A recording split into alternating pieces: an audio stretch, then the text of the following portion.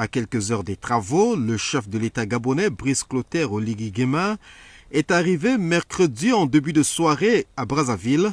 Il a été accueilli à sa descente d'avion à l'aéroport international Maya Maya par le Premier ministre chef du gouvernement, Anatole Collinet Makosso.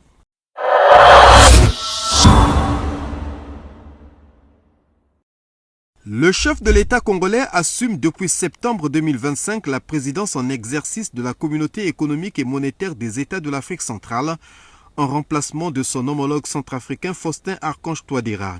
À l'invitation de Denis Sassou Nguesso, un sommet extraordinaire des chefs d'État de la CEMAC va se tenir le jeudi 22 janvier 2026 à Brazzaville pour traiter de la question de la chute continue des réserves de change de la Banque des États de l'Afrique centrale.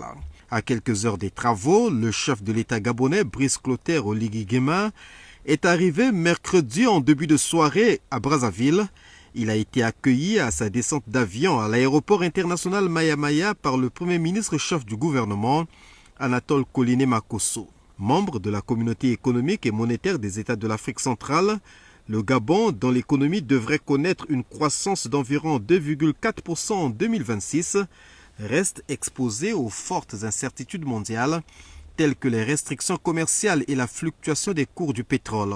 Une situation que partage aussi dans une certaine mesure la République du Congo, dont le taux de croissance en 2026 s'établit à 3,6%.